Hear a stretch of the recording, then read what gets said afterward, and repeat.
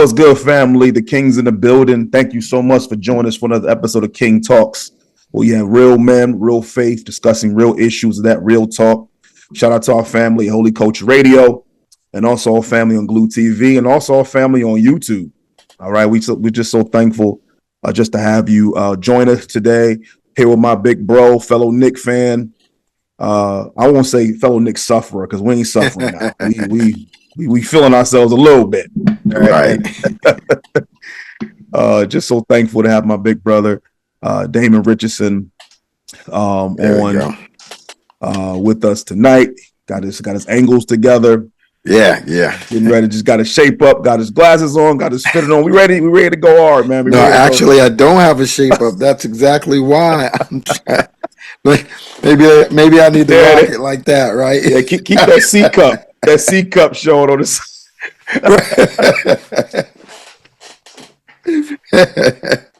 Oh man, that's funny, man. So today's show, man, it's interesting. This show, man, I was, of course, on my phone, and it was late, and so I'm looking, and all of a sudden, a picture of DMX popped up in a black and white picture. You know, DMX. I'm just like, man, did he died in 2021? So did something else, happen? And so I'm reading it. It turns out, man, this church at I think it's Foster Memorial AME Zion Church in New York. Pastor Reverend Dr. Madison McCrae, like I can legitimately say Reverend Doctor, because everybody you say Reverend Doctor is not really, doctor. They are ordaining DMX to be a minister, right? They're ordaining him to be a minister. And so, of course, when I saw that, because every now and then I send my brother, just some pictures or just links for conversations and things of that nature. And when I sent it to him, the first thing he said was, man, we got to do a show. Yeah. We got to do a show. 100%. 100%, man. And so this church decided, after his death, to ordain him a minister. And so for me, just give you a timeline experience for me and my experience with DMX. Late 90s, early 2000s. Get At Me Dog was out, right? A lot of different songs, man. He was on 4321 remix, LL Cool J. A lot of different songs DMX had. But one of the things that stood out to me, my oldest brother actually had the albums. Right. All the it's Dark and Hell is Hot and all those albums. Oh yeah.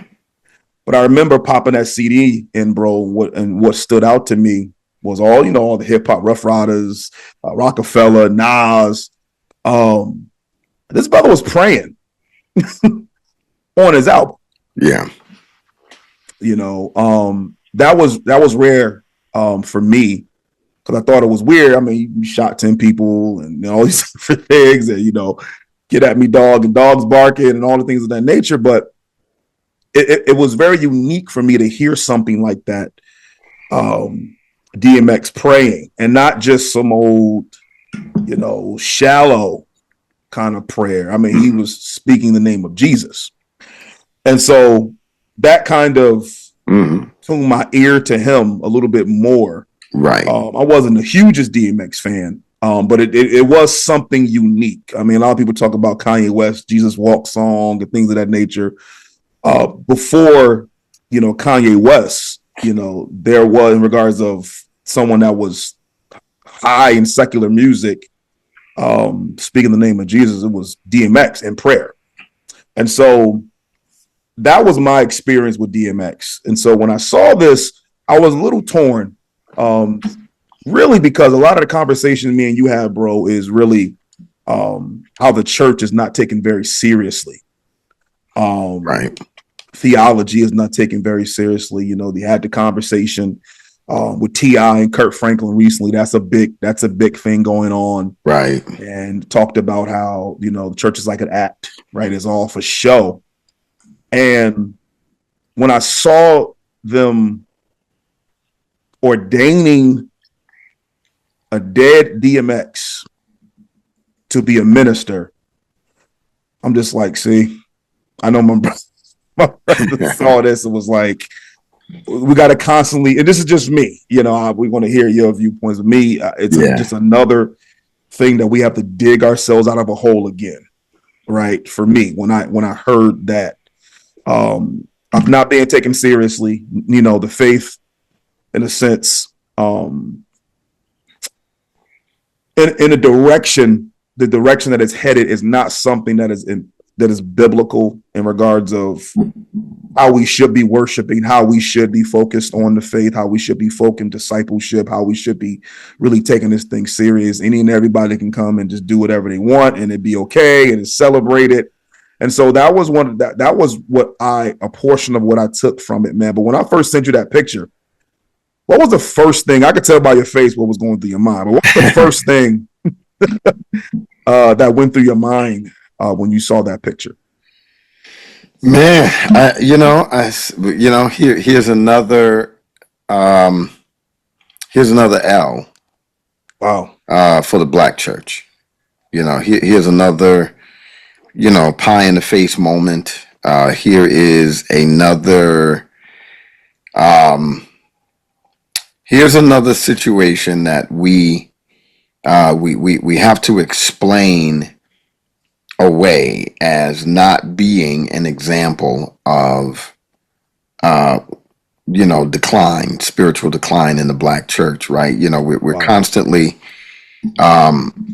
talking about, what the Black church needs to thrive.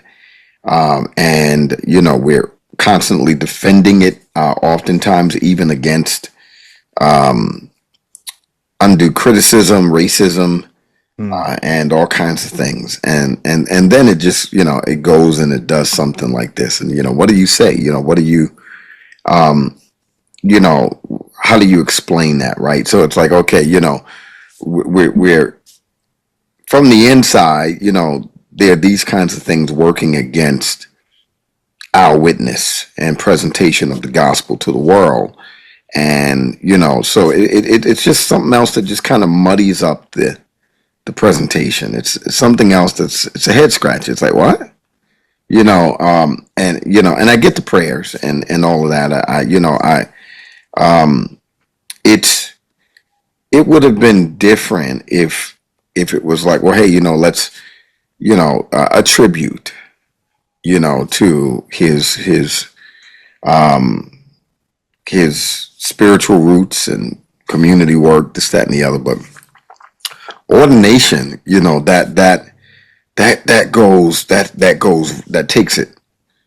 that takes it real far. Right. That's not, you can't easily explain that away. You don't need to explain anything away that's tributary, honorific, so, we want to honor him with a posthumous, honorary doctorate or something like that. Okay. You don't need to explain that away, right? You get that. But ordination, that opens up a lot of questions and even concerns, because it really brings the bar down significantly. I mean, so we just ordaining anybody. You know how people say, "Oh, we just letting anybody," right, in the kitchen. Right. Or we just letting anybody, or whatever. It's just, so we just ordaining anybody, right? What does ordination even mean? If we cheapen its meaning, what does it mean? And further, who are we not willing to ordain now, right? Right. Well, yeah, you know what I mean? So, and this is nothing against DMX, right? But, when we talk about ordination, there's a certain standard there that, we should be holding ordinance to. And I just don't see it. Maybe you can help me out. I don't see where DMX rose to the level of an ordinate, right? Someone who is a candidate for baptism. It's like, this is a head scratcher for me, right? And I wasn't a huge fan of DMX. I was that should not be confused for saying that I did not like him as an artist. And so this is nothing to do with how I feel about him personally. In fact, I admired the fact that he was so flawed, that that there was that tension in his life, right? You could see that he prayed this internal contradiction, right? I really appreciated that about him, right? And Very transparent. Very yeah, yeah, transparent. I love those things about him. Don't get me wrong, and especially when we start thinking about our own personal struggles and this, that, or the other. DMX was, he was not afraid um, to show that he was weak enough to need God, right? And to tell people publicly that he needed God, right? So all those are wonderful things. We're not here to denigrate any of that, right? I think that's a wonder. Those were wonderful things. So we, I would, be careful to not tread upon that and dishonor any of that in any way. I think those are the kind of things. Yeah, let's lift that up. But when we talk about ordination, that's now we're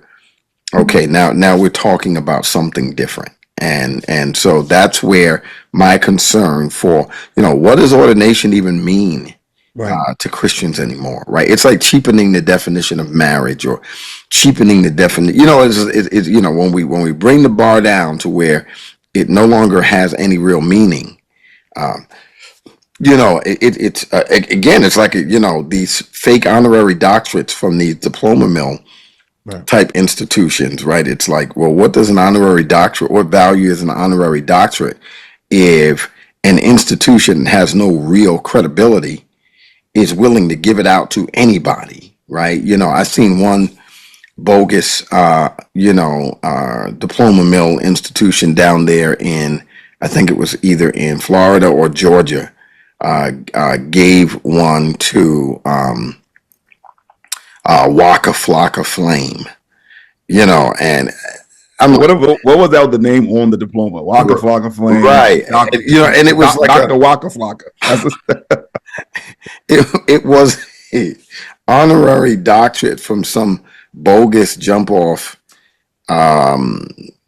diploma mill seminary, so to speak, right? And I'm like, why are they giving Waka Flocka an honorary doctorate? For what?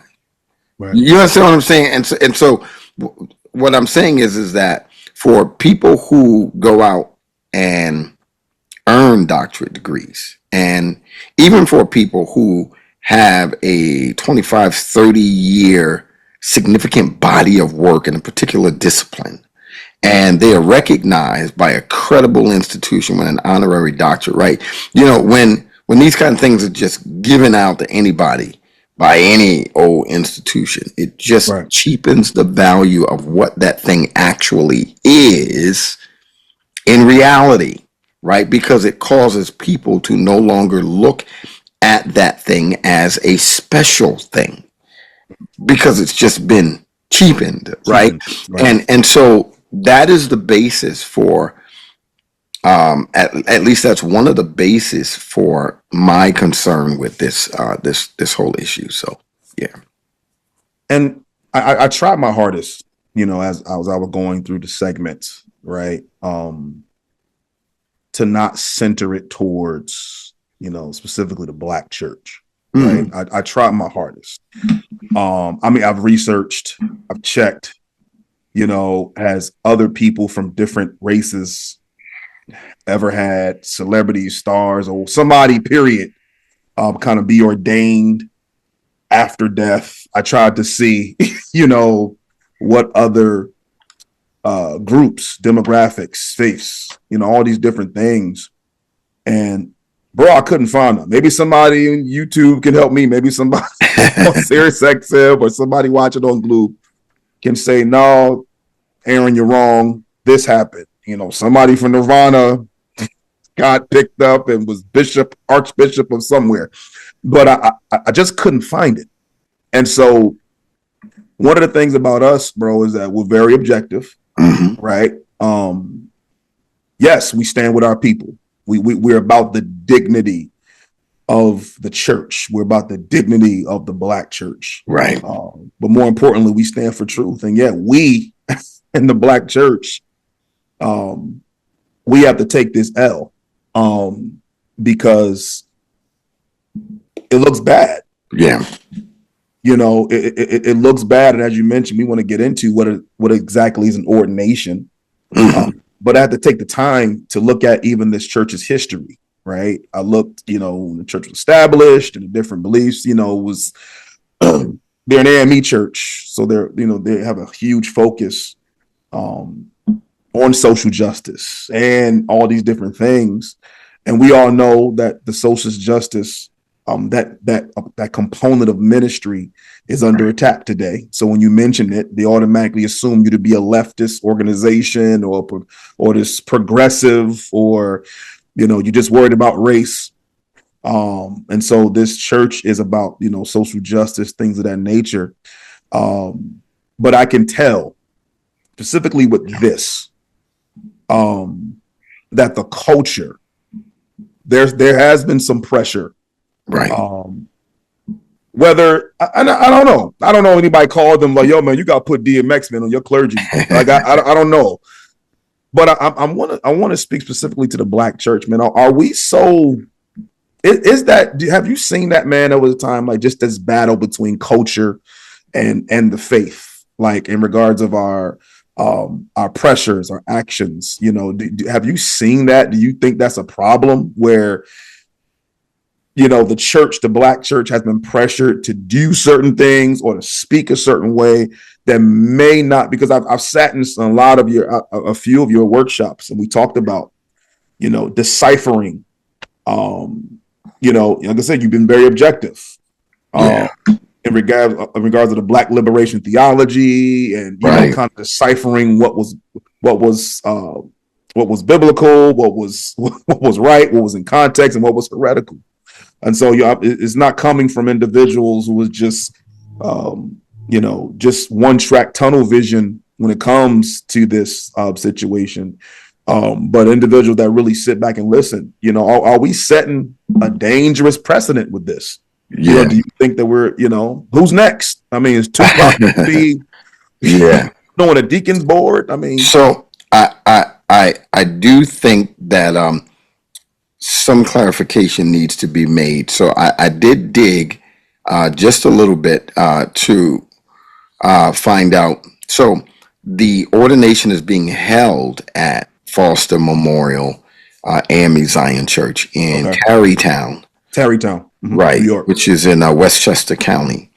And but they are not the ones putting the event on. They are not the ones doing the ordination. It's actually being held there. I'm sure it's with their permission, right? But that would mean that it's not necessarily in concert with the church, with the AME Zion Church. They do have their own ordination process, and to even be ordained in a Methodist Episcopal tradition, whether it's CME, AME Zion, or what have you, you need I think minimum Master of Divinity degree from a seminary. So one, it's being held there. It's not actually being done because local AME churches or AME Zion churches don't handle ordination. That is actually done at the denominational level as a result of Baptist churches do ordination at the local church level because of, you know, autonomy. So I did want to point that out, but I also want to say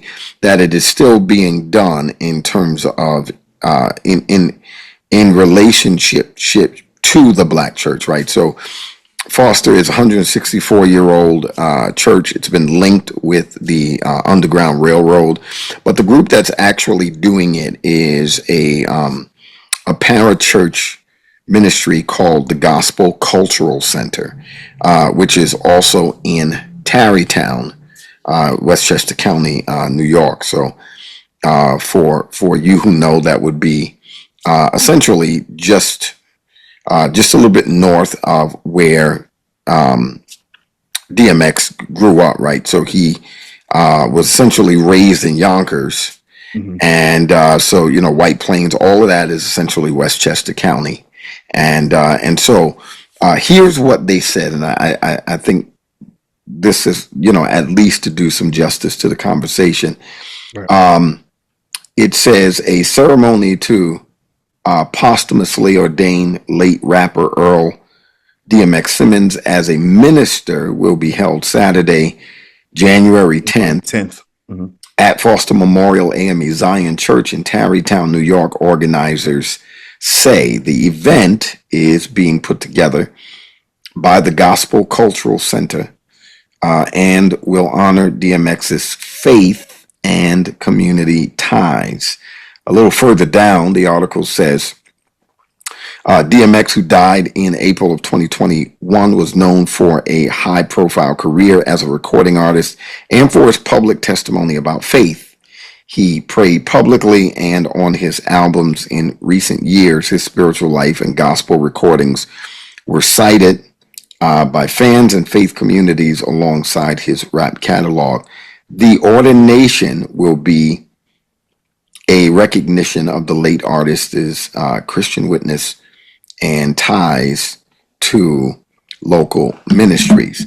So that helped me to understand what the who was actually doing it, and also the basis for the ordination. It says right here, in recognition of his Christian witness and ties to local ministries, and whatever that last part means.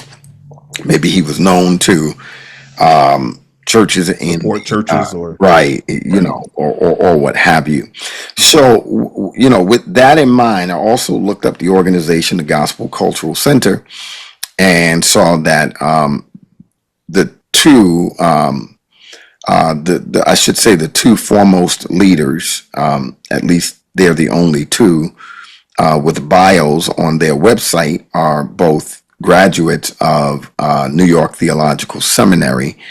Both of them have MDivs. I think one is supposed to be I think Gospel Cultural Center. I'm not sure if it is actually a church because on the website it says lead pastor, but then the website doesn't seem to. It sounds more Have like an an address. organization as opposed to a church or whatever. But there's a bishop. His name is Osiris Imhotep, but he's a Christian bishop. It doesn't say what What's denomination. his name again? Osiris Imhotep is his actual name, right? And it got a little bio on there, but he's got his MDiv and DMin earned from New York Theological, and then the other pastor affiliated with it has his MDiv from New York Theological and is working on his DMin. So we're talking about the people behind it are they are theologically Educated. trained, right? So Right. these are not some bums, this, that, or the other. And my guess is that they would be affiliated with the Black church tradition, whatever that would be, whether it's AME, Zion, or something like that, Methodist, Episcopal, Baptist. Sounds like these guys are affiliated with the Black church tradition. So it's still, from that standpoint, it's still within the domain of the Black church, right? So representatives of the Black church tradition are doing it. So I thought that was helpful to just kind of really understand more clearly, what's going on here. But now that we know why they're doing it, I think, we can better answer the question, does this set a bad precedent? And I would have to answer yes, because Heck, brother, after all that, I thought yeah, I thought you no, would turn the tide. yeah, you thought the shit was turning. He was like, no, it's still in the same Yeah, course. no, it's But I just still, wanted to let you still know the bad ways. precedent. So, yeah, without a doubt, because his prayers and whatever his ties to local ministries were, or whatever they mean by his Christian witness, None of those things rise to the level of why a person is or ordained, right? So, and just praying publicly doesn't make you a minister of the gospel. Doesn't say that God's called you to do this. It doesn't speak to any of that. So ordination is something that is done, you know, in biblical community by people who have recognized the not only the call on a person's life, but they have also recognized the consistency and the integrity of Christian character. In other words, in biblical community, this person has demonstrated long-term consistency of fruit bearing and faithfulness in biblical community, right? And so ordination is always met with the approval of the community that Right. they are serving in. And you can see an early picture of that in Acts chapter 6 when the apostles were trying to walk away from the distribution point of care for widows. And they were like, hey, listen, they recognized that there was a problem with some injustice at the table. Mm. Part of their resolution was pick leaders out from among Among you. yourselves. So, And right. notice they said, you do it, right? Because community can recognize that these Someone. persons are, in other words, people you're willing to follow because they've already demonstrated evidence of their call, evidence of faithfulness, fruitfulness, and leadership ability, right? People Right. that they've got the confidence of the people that they would be leading. And the apostles were like, choose 7 men. And they did. And when they did that, the apostles laid hands on them, which is what ordination is. It's to lay hands is to confer upon the person, not just blessing, but it's essentially more. I wouldn't say it's conferring blessing as much as it is conferring confidence. You are confirming that you do recognize that this person. Remember what Paul told Timothy. He says, stir up those gifts that are in you that were present when the presbyteros, the elders, Wow. laid hands on you, when they were ordaining you, when they were recognizing the call of God on your life. He said, hey, don't leave those gifts behind.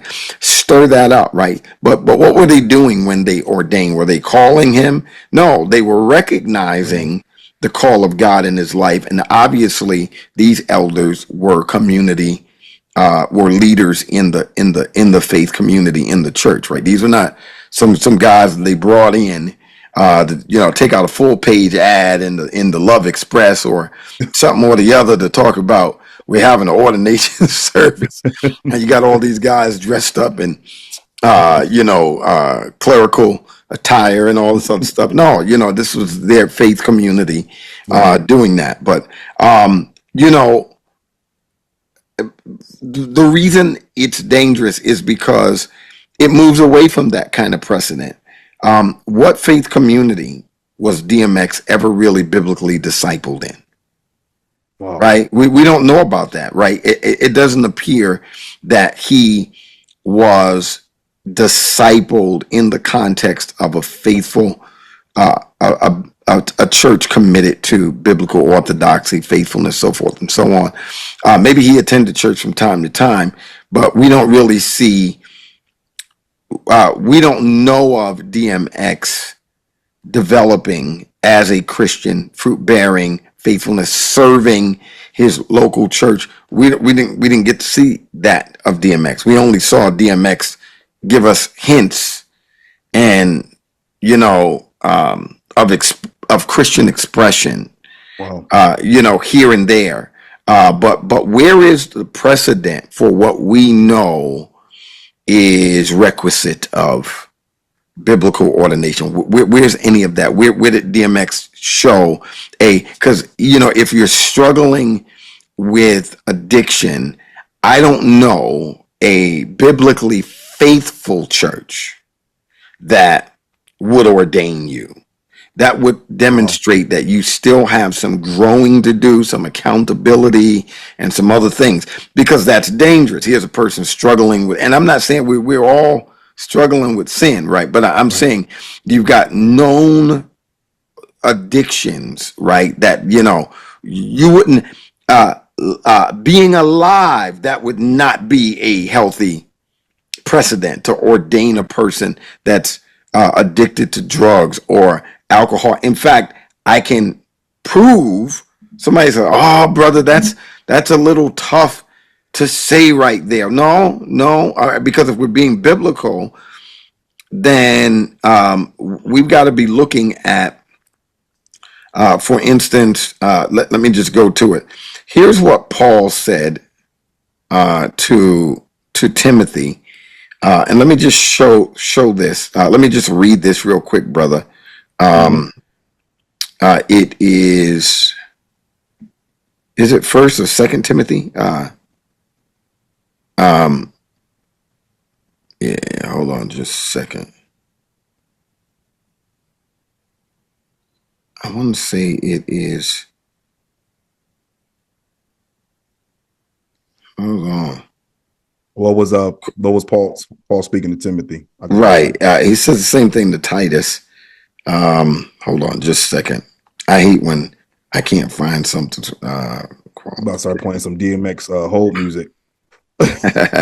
Right. Cue the DMX. First Timothy 3. Okay, so it's First Timothy 3. Okay, let me get there. Let me get there. I was literally just there, and okay, so um, oftentimes people will say these are qualifications for a bishop or an elder. Bishop, elder in the New Testament are two sides of the same coin, right? They both um, speak to the same type, the same office, the same. right. So he says, if anyone aspires to be an overseer, he desires a noble work. An overseer slash elder, you can just say minister of the gospel, therefore must be above reproach. These are not qualifications; these are Qualities. qualities, Right. right? And I want you to notice that almost all of these have concern with character, Mm-hmm. right? Public witness, public character, and things that can't make the name of Jesus look bad, That right? profaned. Right. And above reproach, the husband of one wife. You don't have to be married. Like I said, these are not qualifications; these are qualities. That Right. is a one woman man is the Right. idea. Self controlled. Mm. This is not Damon here, right? Sensible, respectable, hospitable, able to teach. Well, you got an ability right there. But Mm-hmm. most of these are character oriented. Not an excessive drinker, not a bully, not but gentle, not quarrelsome, not greedy. Now, um, just right here, DMX just doesn't.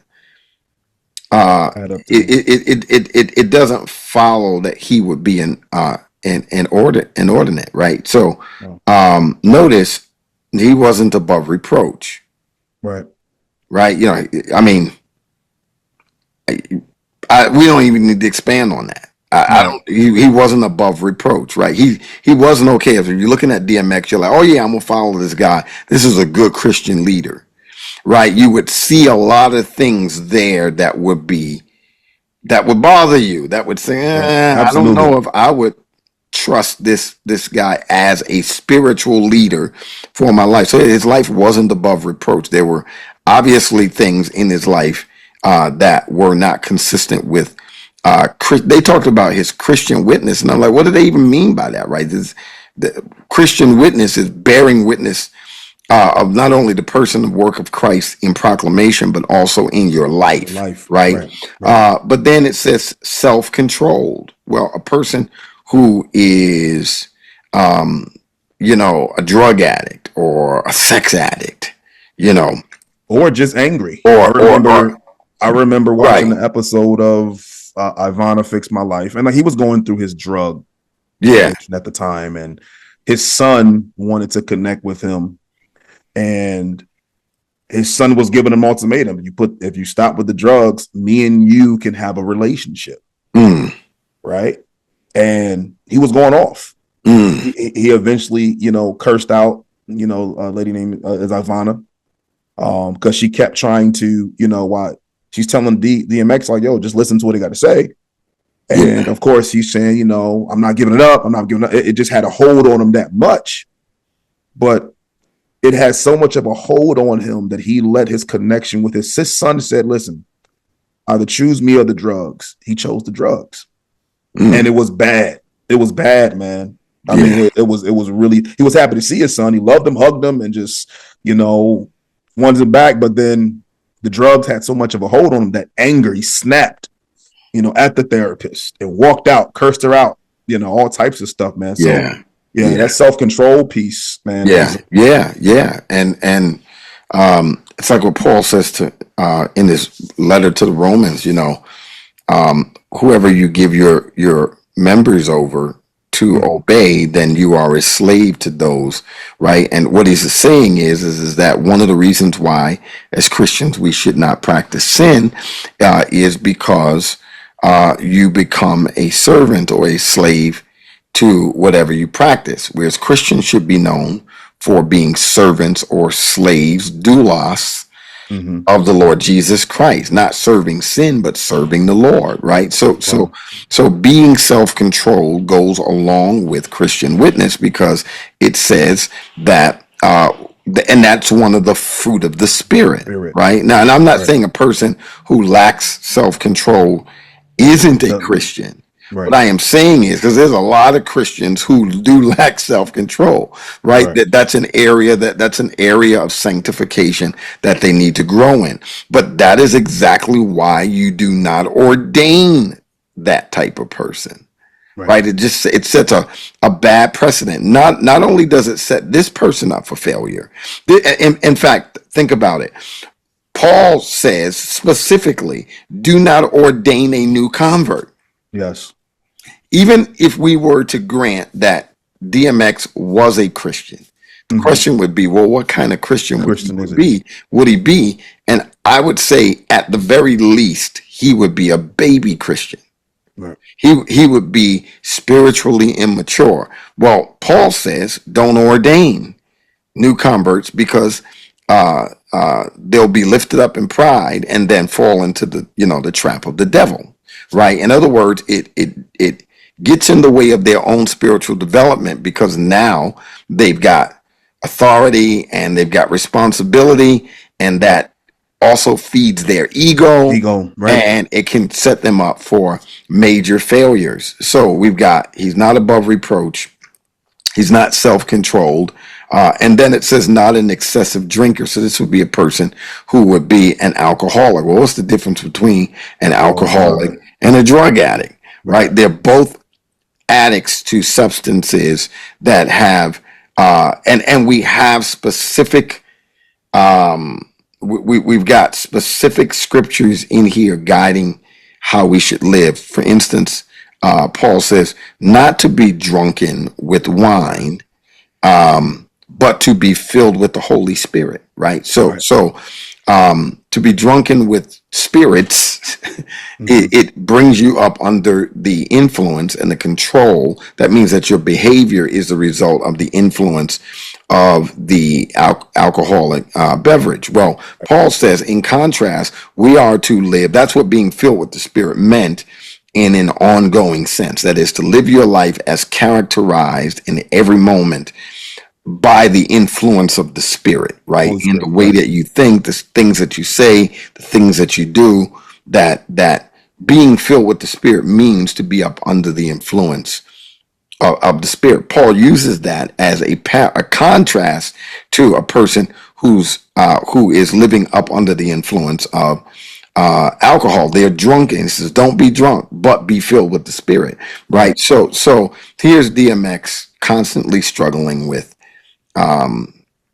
drugs. He was so his decisions were influenced by drugs. His behavior was influenced by drugs. None of that says this is a spiritual leader, Right. right? Ordination is confirming spiritual leaders, Leadership. leaders, right? So it's again, I'm like, what do these guys think ordination means? Well, you know what? It was Yeah. interesting. And this is a lot of what we've been talking about. We had the discipling series, and I'm happy you make a note to decipher to me. There's a difference between evangelism and discipleship. Mm-hmm. And what I think the church today, the Black church specifically, there's this like popularity kind of superseding like spirit, like the process. And what I mean is evangelism versus discipleship. You ever seen let's say it was a movie that came out. Let's think about the worst movie that's ever came out. Let's say I don't know, Dude, Where's My Car? I don't know, whatever movie. Yeah, right? yeah. And of course, it has Ashton Kutcher in it or whatever. Shout out to Ashton Kutcher, not knocking, he was using an example. Right. I'm gonna get you, sucker. Yeah, I'm gonna get just some movie. Shout out to the Wayans brother, but just some movie that you base the success Dark Man or dark all Wayans brothers type production. on a Blank Man. He Blank Man. There you go. There you go. That's what I mean, Blank Man. But like we say like, all right, people that go to the movies, that is not the scale of the success of how many behinds you get in the seats. Yeah. You get the Oscars, and when it's critiqued based on the quality of the acting, the quality of the story, things of that nature. And I think sometimes the church, we celebrate the fact that we call, right? They got DMX, and DMX is praying, and DMX is this and this and this and this and that. Yeah. But the quality, if you look at it from a loving, graceful critique lens, right? I would not want to choose drugs over my children. Mm. I would not want 10, 11 children in different places. I would now, thank God, like his testimony is powerful. Like you mentioned, transparency. Just what we witness is encouraging to us as conversations for us, spiritual building, not gossiping. But this is his life was victory, but also a cautionary tale. And that should not, just because someone has a testimony, it should not equate to a title. But I think the church, for some reason, and I think this conversation is kind of getting to this point, in regards of evangelism, versus discipleship. Calling people, hey, come through. Right? Yeah. Come as you are. But because you're a celebrity, you don't get to have a platform in the house of the Lord. I think it speaks to a lot of what we're dealing with in social media podcasting culture, where people, you've got people who have never been actors, athletes, or anything in what you would call the celebrity type circle, who have a podcast with 5 million followers, and now they are somebody famous and are making a lot of money, right? And so oftentimes this person, let's say they start going to church, or they make a faith confession, they're considered saved. Then all of a sudden, Christian churches and conferences start inviting this person. So this person, because they've got a big platform on social media, because they've got a lot of followers, because they are widely known, all of a sudden now, because they become a Christian, they're a voice, they're an authority, right? That just essentially attempts to circumvent what Paul is saying should happen. we ought not to elevate these persons. Well, if we're not to elevate them in the church, why would we be doing that from a social media standpoint, right? This person is somebody we ought to listen to now. Why? Because they were a celebrity, because they were a recording artist, because they were an athlete. Now they are a Christian. Everybody ought to listen to them. Never mind, this person has never been discipled, may not even know what they're talking about. That could be dangerous in and of itself, right? And so you got to think about people who would be looking at DMX and then learning. And it's like, yeah, well, DMX, he struggled. I mean, he was okay with, doing drugs. He was still a Christian though. You know what I mean? Think about what the bigger picture, what that could be saying. There are people who might say, well, he didn't go to church. I mean, you can be a Christian. You don't have to go to church. I mean, DMX didn't go to church. You know what I mean? I mean, Lil Boosie said that. He literally recently was like, listen, I don't go to church, but I give tithe. I give it all. Right, like $1,000 a week or something like that. And it was like, yeah, just send your tithes. Like that. Why are we listening to these kind of people? Right. And so, yeah, it sets all kinds of bad and very dangerous precedents because invariably these persons become spokespersons for the church, right? In some way. And we've given them that platform. We've given them that authority and ordination, essentially, even in a posthumous way. The fact of the matter is that DMX's voice can still be heard, right? We can still listen to his prayers. We could still listen to his songs. We could still hear the things that he said.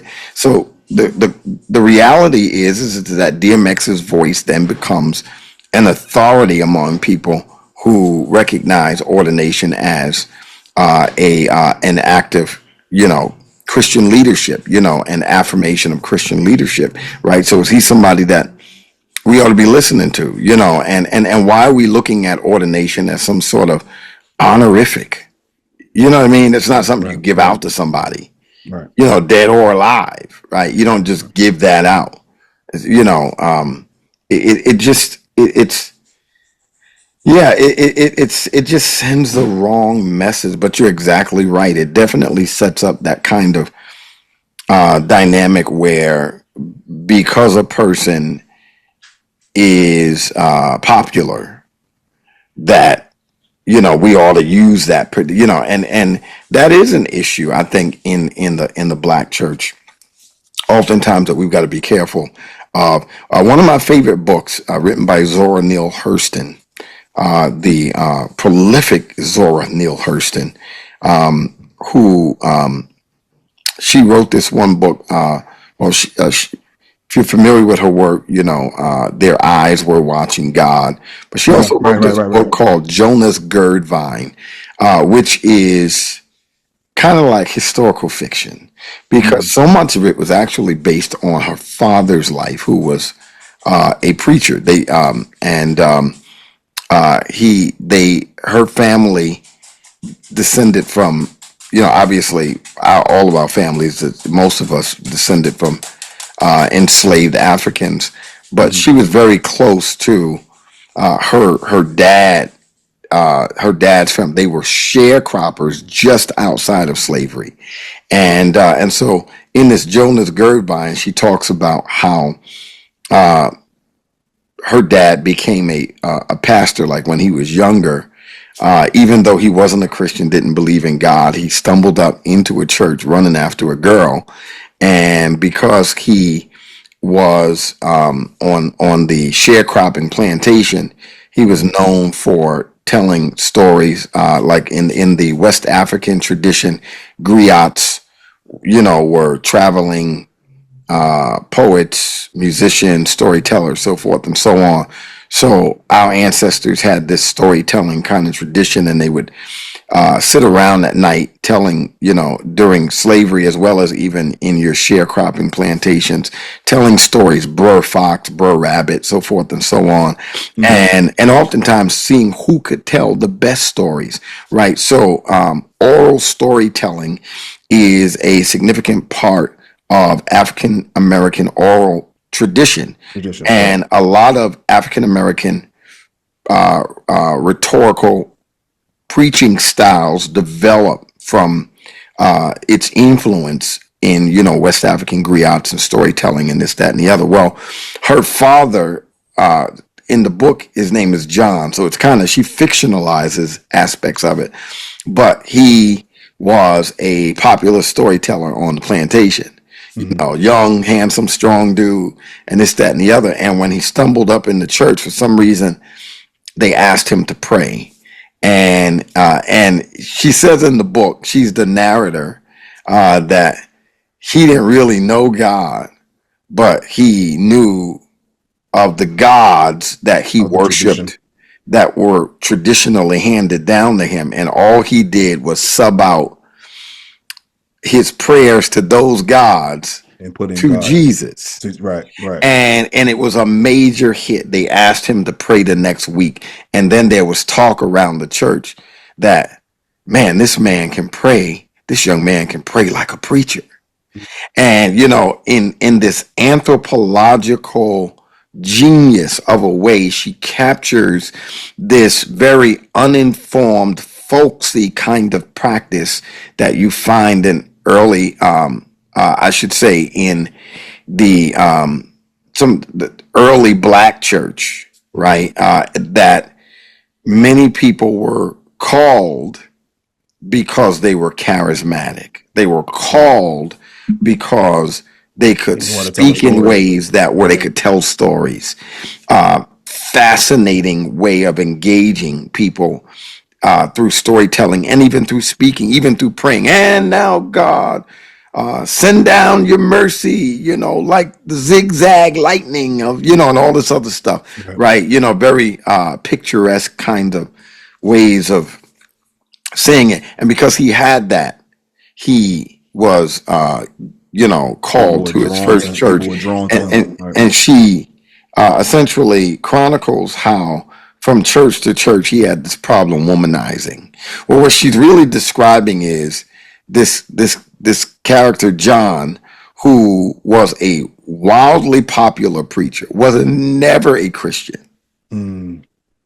but in one scene he not only was a womanizer and would, even when he finally did get married, would beat his wife, but constantly cheat on her. In one instance, when it all catches up with him, he decides, like she says it, you would love this book. You gotta get this book. It's I called gotta find it. Jonah's Girdvine. She says how he, when he knew that the church was looking to get rid of him, a couple of the deacons conspired that he punished them for several weeks straight by not hooping. I kid you not, bro. And so they were so addicted to Right his to the hooping, benediction. No hoop, he no holler, no he nothing. starved them out to in order to control and manipulate the outcome. And so then the Sunday that he was supposed to be stepping down, he finally hoops that Sunday, and then Wow. comes down and admits to being frail and all kinds of stuff. And I'm just a man, and all this other stuff. And Pull one at the by one, heartstrings. members start running up, Right. laying hands on him, and don't want him to go, begging him to stay, which was the outcome that he was essentially manipulating the The whole whole time. time. Right. And while this is fictitious, she's really drawing this anthropologically from historical realities rooted in southern black churches, right? And but the point of it is that you could see how they chose him because he was gifted, right? Wow. And that is a history, and not just a history, it is a present reality that and I'm not saying this is even unique to the black church. We're just talking about it because it's our context, Right. right? But that there is a history, a storied history, and a contemporary reality of practicing elevating people for no other reason other than they look good, they talk good, they make us feel good. You know what I mean? They Charismatic. Right. perform well, Right. they're Right. charismatic. We like them. And I don't see how this is any different. Wow. Yeah. Yeah, man. You hit the nail right on the head, man, in regards of, just the church being thirsty, right? In our vernacular, Yeah. we're so thirsty. Hold on 1 second. Keep talking because I can hear you. I'm gonna reach right over here. Would you got a book called The Thirsty Church? That's what you. No. That's Maybe your next book. that needs to be written, right? The Thirsty Church. Okay. Here it is right here. Oh, I see it. Zora Neale Hurston. Let me bring that in. Okay, I don't know how we can Probably gonna put that. I'm gonna probably put them in maybe a lower third or something. there we go. Let me see. Maybe flip it upside down. I don't know. Maybe lift it up a little bit. Jonas Girdvine. That junk said Ina V Una Jonas. That's what it says, brother. You got Yeah. Man, I've had this book, believe it or not. I have had this book for over 30 years, and I have read this book wow. Easily 4 or 5 times. And Wow. but she lived in so she wrote a lot of books. Tell My Horse, Their Eyes Are Watching God, Mules and Men, Dust Tracks on the Road. But she lived in a town called Eatonville, which is just outside of Orlando. Interestingly, Eatonville is the oldest black township in America. It's the oldest town established by black people in this country. Wow. And and interesting. One of the places that the character John in here was pastoring a church in Eatonville. And the funny thing is, when I got this book, this was the whole irony of it. It was almost like God was like, I want you to have this book. I want you to read this book. When I got this book, I was a youth pastor at a church in Sanford, Florida, where Trayvon Martin, that town that where he was murdered. Yeah. And so I was a youth pastor there somewhere between 92 and 95. Interestingly, I found out that when she was writing this book, she was living in Sanford. It's crazy. Wow. Yeah, she was living there when she was writing this book. We got to find her and get her on the show, brother. Oh no. She's dead and gone. I mean, we're talking about 1891 to 1960. Bring up right. But it's just but you get my point is that it tells the story of them ordaining and elevating a man who was not worthy to be anywhere near the pulpit. Wow. And that is essentially what the book is about, right? You know what I mean? And so I like DMX.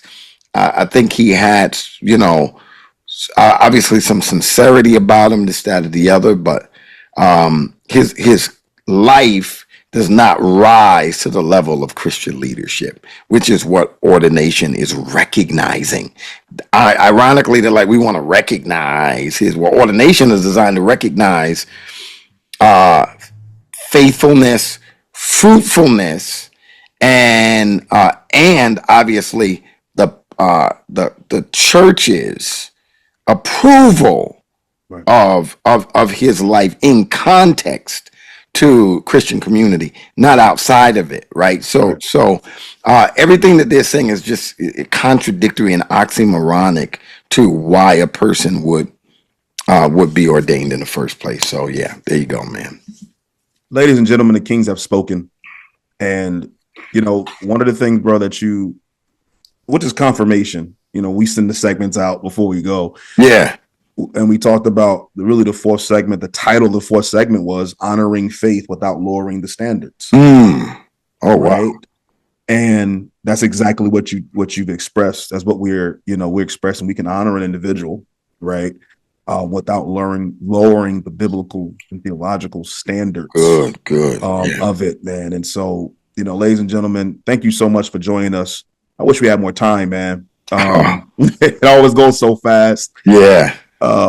those, thank you so much for joining us. Those who are on Sirius XM channel 140, Holy Culture Radio, YouTube, also on Glue TV. If you want to know more about the King Movement, go to our website at www.kingmovement.com, and on X at The King Movement, Instagram at The King Movement. I don't know, we have so many social medias, but you're definitely going to see it on the bottom of the screen. Ladies and gentlemen, thank you so much for joining us. We appreciate you listening, taking the time out to kick it with the Kings, right? Get at us, dog. Now, hey, bro, as we always say, man, strong in the Lord.